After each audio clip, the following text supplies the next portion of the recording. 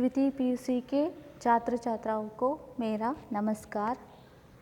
आज मैं सुजान भगत नामक पाठ को आपके सामने प्रस्तुत करने जा रही हूँ।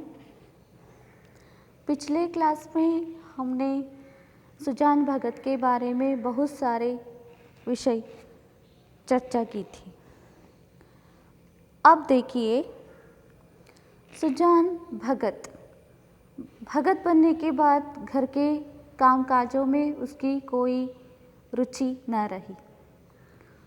वो घर में जो काम रहता था उसे करता था, खेती बाड़ी करना तो छोड़ दिया था। इसलिए उसकी पत्नी और बच्चों को भगत पर घृणा होने लगी थी। एक भिक्षुक को भिक्षा देने के संदर्भ में उसे अपमानित किया जाता है, तो इससे दुखित होकर सुजान एक पेड़ के नीचे बैठकर अपनी जिंदगी में बीती हुई घटना के बारे में सोचने लगता है और ऐसा सोचता है कि मैंने ये सब खेती बाड़ी की है, घर बनाया है, ज्येष्ठ वैशाख के दिनों में मेहनत किया है, रात को भी जागकर खेत की रखवाली की है, सुबह जल्दी उठकर मैं खेत पर जाता था, काम करता था, दिन भर इतना परिश्रम करता था कि एक पल भी मैं आराम नहीं करता था। जब बुलाकी उसे खाना खाने बुलाने आती तो वो बुलाकी के बारे में भी सोचता है और खाना खाने के लिए नहीं उठता और कहता है, ये तुम्हारी बेटों की कमाई है ना, मैं बाहर का आदमी हूँ ना, मैं कैसे खा सकता हूँ। अंत में बुलाकी उसे समझाती है कि अभी बच्चों का राज चल रहा है, क्योंकि बच्चे बड़े हो गए हैं, बच्चों को जो काम अच्छा लगता है उसे हमें कर लेनी चाहिए। बच्चों को जो काम अच्छा नहीं लगता उसे करना नहीं चाहिए। मैं तो बच्चों से पूछकर कोई काम कर लेती हूँ, तुम क्यों अपने मनमानी करते हो। उम्र इतना बढ़ गया है तो हाथ में शरीर में पहले की जैसा सामर्थ्य शक्ति नहीं है, तो क्या करना है, चुपचाप रहना चाहिए। बच्चे जैसा कहते हैं उसे मान लेना चाहिए। परंतु सुजान इस बात को मानने के लिए तैयार नहीं था। वो खाना खाने न उठता है, रात भर ऐसे ही बैठा रहता है और सोचता है कि क्या करना है। अंत में उसके मन में एक विचार आया, ऐसा है कि मुझे अपने खोए हुए अधिकार को फिर प्राप्त करना चाहिए। मुझे बच्चों की सेवा, श्रद्धा कुछ भी नहीं चाहिए, केवल मुझे इस घर का स्वामी बनने का अधिकार चाहिए। उस अधिकार को फिर एक बार पाने के लिए मुझे कठिन से कठिन परिश्रम कर लेनी चाहिए, ऐसा वो सोचने लगता है। ऐसा निर्णय उसके मन में आते ही वो पेड़ के नीचे से उठता है, एक गंडासा लेकर बैलों के लिए चारा काटने लगता है। सारा गांव सोता था, परंतु सुजान चारा काट रहे थे। सुबह सुबह बुला के उठती है, देखती है आंगन में कटिया का इतना बड़ा ढेर हो गया है, ढेर दिखाई दे रहा है, तो उसे आश्चर्य होता है। उसने सोचा कि उसके बच्चों ने किया है, परंतु उसे बाद में पता चला कि सुजान ने किया है। वो अपने बच्चों को बुलाती है तो सुजान हल लेकर खेत पर जाते हैं। इसे देखकर भोला कहता है, कल मैंने बहुत भूल किया है, इसके वजह से आज पिता को इतनी मेहनत करनी पड़ी। जब भोला अन्य किसानों के साथ खेत में पहुंच जाता है तो सुजान आधा खेत जोत चुके थे। वहाँ आए किसानों को ऐसा लगता है कि इस उम्र में सुजान भगत इतना परिश्रम कैसे कर रहे हैं। भोला भी दोपहर हो गया, परंतु सुजान अपने काम में व्यस्त है। भोला भी थक गया है, वो चाहता है कि बैलों को लेकर घर जाना है, परंतु डर के मारे अपने पिता से कुछ कह ना सका, ऐसे ही चुपचाप काम करता रहता है। अंत में उसे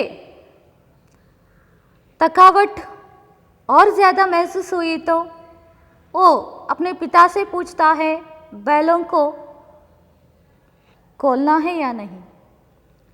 तो सुजान कहते हैं ठीक है, तुम बैलों को लेकर घर चलो, मैं डांट फेंक कर आता हूँ। तो भोला कहता है मैं शाम को डांट फेंक लूँगा।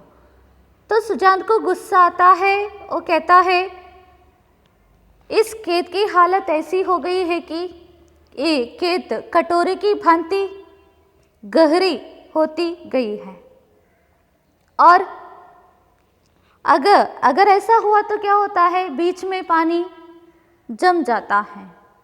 ऐसे ही वहाँ पर एक ज़माने में उसी खेत में 5 मन का भीगा होता था, परंतु अब 20 मन का भीगा होता था। ऐसे खेत की तुम लोगों ने बहुत सत्यानाश कर दिया, बर्बाद कर दिया, ऐसा सुजान डांटता है। बोला कुछ ना कह सका, बैल खोल दिए गए। भोला बैलों को लेकर घर चला। सुजान डांट फेंकते रहे। आधा घंटे के बाद डांट फेंककर वह घर आए, मगर थकान का नाम ना था। नहा खाकर आराम करने के बदले उन्होंने बैलों को सहलाना शुरू किया। उनकी पीठ पर हाथ फेरा, उनके पैर मले, पूंछ सहलाई। बैलों की पूंछें खड़ी थी। सुजान की गोद में सिर रखे उन्हें अकथनीय सुख मिल रहा था। बहुत दिनों के बाद आज उन्हें यह आनंद प्राप्त हुआ था। उनकी आंखों में कृतज्ञता भरी हुई थी, मानो वे कह रहे थे हम तुम्हारे साथ रात दिन काम करने को तैयार हैं। सहलाना, हाथ फेरना, अकथनीय, अवर्णनीय, कमर सीधी करना, वो नेक्स्ट है। अन्य कृषकों की भांति भोला अभी कमर सीधी कर रहा था कि सुजान ने फिर हल उठाया और खेत की ओर चले। दोनों बैल उमंग से भरे दौड़े चले जाते थे, मानो उन्हें स्वयं खेत में पहुंचने की जल्दी थी। बैल खोल दिए गए। बोला बैलों को लेकर घर चला, परंतु सुजान खेत में डांट फेंकते रहे। आधा घंटे के बाद अपना काम पूरा करने के बाद घर आए। उन्हें कभी थकावट महसूस न हुई। नहा खाकर सब लोग आराम करते हैं, परंतु सुजान सीधा बैलों के पास चलते हैं और उनके पीठ पर हाथ फेर लिया, उनके पैरों को रगड़ते हुए पूंछ को सहलाना शुरू किया। इस समय बैलों की पूंछें खड़ी थी। ಅಂದರೆ ಸುಜಾನ್ ಆ ಎತ್ತುಗಳ ಬಳಿಗೆ ಹೋಗಿ ಆ ಎತ್ತುಗಳ ಬೆನ್ನನ್ನು ಪ್ರೀತಿಯಿಂದ ನೇವರಿಸ್ತಾನೆ. ಅಷ್ಟೇ ಅಲ್ಲ, ಈ ಗದ್ದೆಯಲ್ಲಿ ಕೆಲಸ ಮಾಡಿ ಅವುಗಳ ಕಾಲಿಗೆ ಶಕ್ತಿ ಇಲ್ಲದೆ ಆಗಿರಬಹುದಂತ ಆ ಕಾಲುಗಳನ್ನು ಪ್ರೀತಿಯಿಂದ ತಿಕ್ತಾನೆ. ಅಷ್ಟೇ ಅಲ್ಲ, ಬಾಲವನ್ನು ಕೂಡ ನೇವರಿಸುವಾಗ ಆ ಎತ್ತುಗಳ ಬಾಲ ನೆಟ್ಟಗೆ ನಿಂತಿತ್ತು. ಅಂದರೆ ನೀವು ನೋಡಿರ್ಬೋದು, ನಾವು ಮನೆಯಲ್ಲಿ ಸಾಕುವಂಥ ಪ್ರಾಣಿಗಳು ಬೆಕ್ಕಿರ್ಬೋದು, ಆ ಬೆಕ್ಕನ್ನು ಹಿಡ್ಕೊಂಡು ನೇವರಿಸಿದರೆ ಅದರ ಮೈಯನ್ನು ಸವರಿದ್ರೆ ಆ ಬೆಕ್ಕಿಗೆ ತುಂಬ ಖುಷಿಯಾಗ್ತದೆ. ಆ ಬೆಕ್ಕಿನ ಬಾಲವನ್ನು ಸವರಿ, ಆ ಬಾಲ ಹೇಗೆ ನಿಲ್ತದೆ ಅಂತ ಹೇಳಿದರೆ ನೆಟ್ಟಾಗಿ ನಿಲ್ತದೆ, ಅಷ್ಟು ನಿಮಿರಿ ನಿಲ್ತದೆ. ಅದೇ ರೀತಿ ಈ ಸುಜಾನ್ನ ಮಡಿಲಲ್ಲಿ ಕೂಡ ಈ ಎತ್ತುಗಳಿಗೆ ತುಂಬ ಸಂತೋಷವನ್ನು ನೀಡುವಂಥ ಒಂದು संतृप्ति प्राप्तियाಯಿತು. सुजान की गोद में सिर रखे उन्हें अकथनीय सुख मिल रहा था. बहुत दिनों के बाद आज उन्हें यह आनंद प्राप्त हुआ था. जब से सुजान खेती बाड़ी करना छोड़ दिया था, तब से बैल सुजान की इंतज़ार कर रहे थे. परंतु अब सुजान आ गया है. बैलों को इतना आनंद हुआ कि उसे शब्दों में हम कभी वर्णन नहीं कर सकते, इसलिए उसे अवर्णनीय कहते हैं. और उनकी आँखों में कृतज्ञता भरी हुई थी, मानो वे कह रहे थे, हम तुम्हारे साथ रात दिन काम करने को तैयार हैं. सुजान के लौटने की खुशी उन बैलों के आँखों में दिखाई देती है और साथ ही साथ अपने स्वामी के प्रति कृतज्ञता की भावना भी भरी हुई थी. लेखक कहते हैं, ओ बैल सुजान से ऐसा कह रहे थे कि हम रात दिन तुम्हारे साथ काम करने को तैयार हैं. ऐसा महसूस होने लगा था. अन्य कृषकों की भांति भोला अभी भी मड़ैया में लेटकर आराम कर रहा था, पर सुजान फिर से हल उठाया और खेत की ओर चले. दोनों बैल बड़े उमंग मतलब उत्साह के साथ खेत में जाते हैं. ऐसा दौड़ रहे हैं कि सुजान से पहले उन बैलों को खेत में जाने की जल्दी थी. भोला ने मड़ैया में लेटे लेटे पिता को हल लिए जाते देखा, पर उठ ना सका. उसकी हिम्मत छूट गई. उसने कभी इतना परिश्रम न किया था. उसे बनी बनाई गिरस्ती मिल गई थी.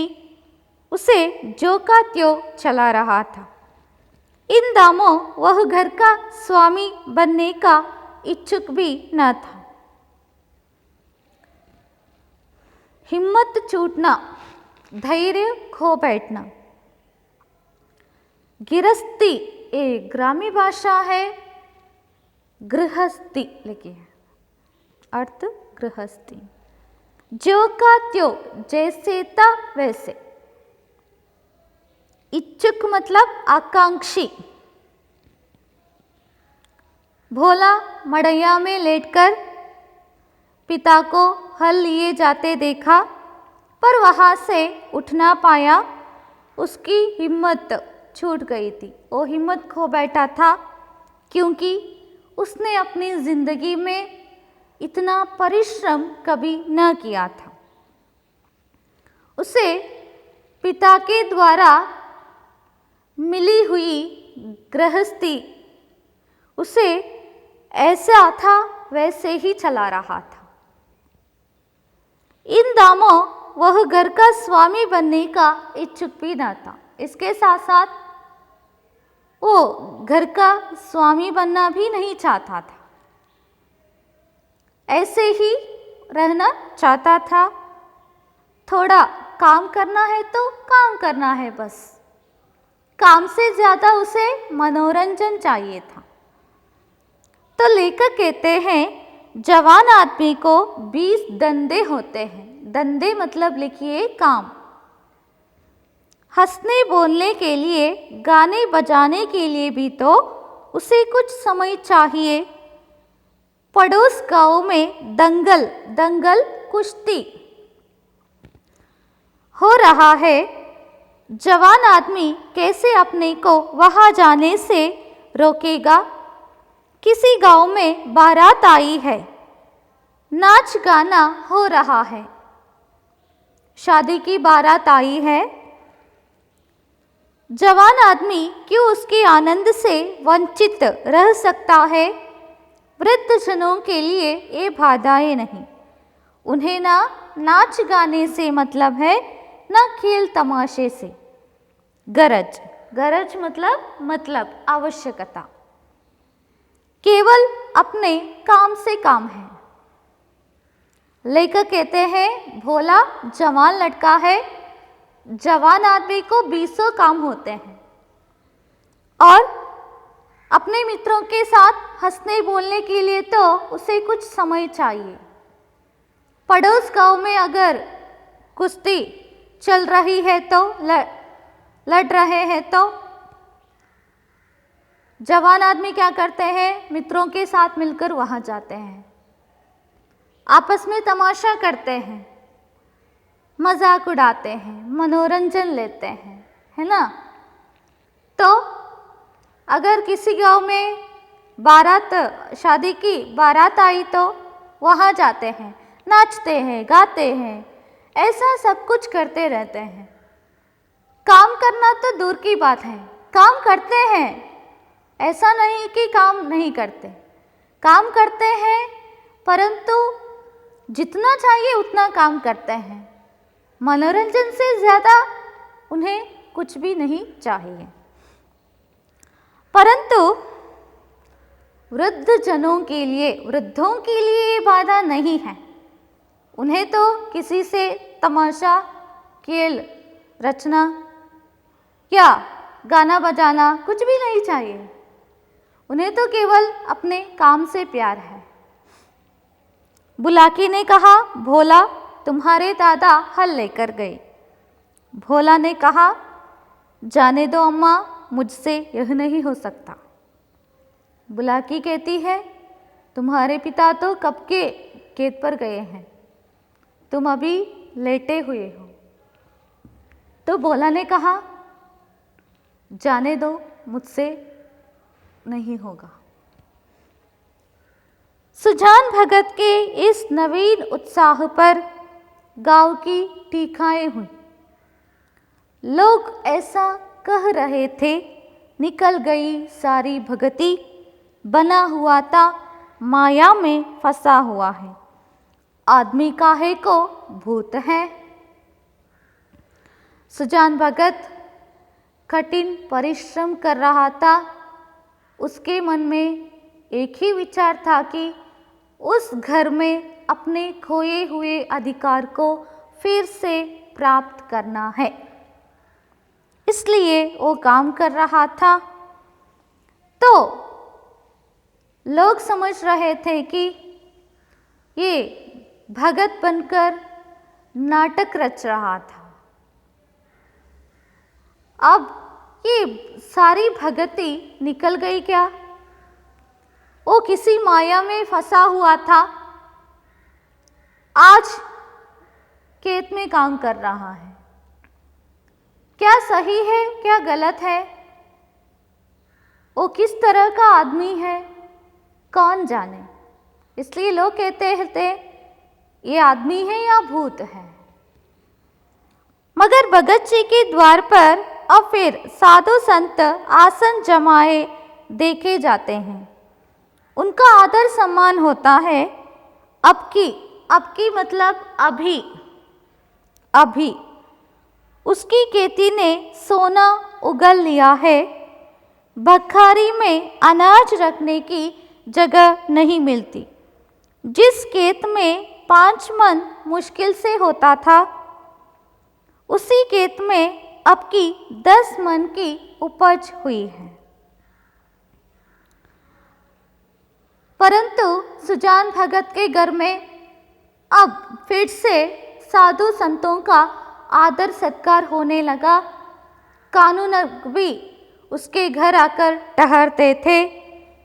और उसके खेत में सोने की फसल उगली है। बखारी में, बखारी मतलब अनाज रखने का बड़ा घर, उगराना। अनाज रखने के लिए जगह भी नहीं थी। जिस खेत में 5 मन की ही उपज इतने सालों तक हो रही थी, परंतु अब सुजान के कठिन परिश्रम के कारण उस खेत में 10 मन की उपज हुई है। चैत्र का महीना था। चैत्र मतलब चैत्र मास। खलिहानों में सतयुग का राज था। खलिहान कटी हुई फसल रखने का स्थान। सतयुग, सत्य युग, राज मतलब शासन। लेखक ने ऐसा कहा। ये इसलिए कहा कि किसान की मेहनत का फल उसे आज मिल रहा है। इस चैत्र मास में किसानों को थोड़ी बहुत राहत मिलती है। वो अपने परिवार के साथ समय बिताता है और अपने द्वारा उगाए हुए फसल को देखकर उनका हृदय बहुत खुशी से खिल उठता है। जगह जगह अनाज के ढेर लगे हुए थे। यही समय है जब कृषकों को भी थोड़ी देर के लिए अपना जीवन सफल मालूम होता है, जब गर्व से उनका हृदय उछलने लगता है। चैत्र के महीने में खलिहानों में अनाज रखने के लिए जगह नहीं थी। किसान, हर एक किसान के घर में जगह जगह पर अनाज के ढेर ही दिखाई देते हैं। एक ऐसा समय है, इस समय किसान को अपने खेती के काम से थोड़ी बहुत छुटकारा मिलती है। वो अपने परिवार के साथ समय बिताता है और उसके मेहनत का फल उसे मिल चुका है। इसे देखकर उसे बहुत प्रसन्नता होती है। सुजान भगत भी 8 महीने के कठिन परिश्रम से बहुत ही प्रसन्न हुआ था। 8 महीने से वो काम कर रहा था तो उसे सोने की फसल ही मिली थी। सुजान भगत टोकरी में अनाज भर भर कर देते थे और दोनों लड़के टोकरे लेकर घर में अनाज रखकर आते थे। कितने ही भाट और भिक्षुक भगत जी को घेरे हुए थे। उनमें वह भिक्षुक भी था जो आज से 8 महीने पहले भगत के द्वार से निराश होकर लौट गया था। सुजान भगत भी टोकरे में, टोकरा मतलब चबड़ी, बुट्टी, अनाज भरकर देता था। दोनों बेटे भोला और शंकर उस अनाज को घर में रखकर आते थे और भाट जाति के लोग भिक्षुक भिक्षा लेने के लिए सुजान को घेरे हुए थे। उनमें वह भिक्षुक भी था जो आज से 8 महीने पहले सुजान के घर भिक्षा मांगने आया था। भिक्षा न पाकर निराश होकर लौट गया था। सहसा भगत ने उस भिक्षुक से पूछा, सहसा मतलब अचानक, क्यों बाबा आज कहाँ कहाँ चक्कर लगा आए? तो भिक्षुक ने कहा, अभी तो कहीं नहीं गया भगत जी, पहले तुम्हारे ही पास आया हूँ। चक्कर लगाना, घूमना। अचानक सुजान भगत की नज़र उस भिक्षुक पर पड़ी तो उसके पास जाकर पूछता है, क्यों बाबा आज तुम कहाँ कहाँ घूम कर आए हो? तो वो भिक्षुक कहता है, आज मैं कहीं नहीं गया भगत जी, मैं पहले तुम्हारे पास ही आया हूँ। तो सुजान भगत कहता है, अच्छा तुम्हारे सामने यह ढेर है, इसमें से जितना अनाज उठाकर ले जा सको जाओ। तो सुजान भगत कहता है, अच्छा तुम्हारे सामने ये अनाज का ढेर है ना, इसमें से जितना अनाज चाहिए उसे उठाकर ले जाओ। भिक्षुक ने क्षुब्ध नेत्रों से ढेर को देखकर कहा, जितना अपने हाथ से उठाकर दे दोगे उतना ही लूँगा। क्षुब्ध मतलब चंचल। भिक्षुक ने चंचल नेत्रों से देखा, उसे डर लग रहा था और सुजान से ऐसा कहा, तुम अपने हाथ से जितना अनाज उठाकर दे दोगे मैं उतना ही लूँगा। तो सुजान भगत ने कहा, नहीं, तुमसे जितना उठ सके उठा लो। सुजान ने ऐसा कहा कि तुमसे जितना अनाज उठा लिया जाता है उतना उठा ले जाओ। धन्यवाद।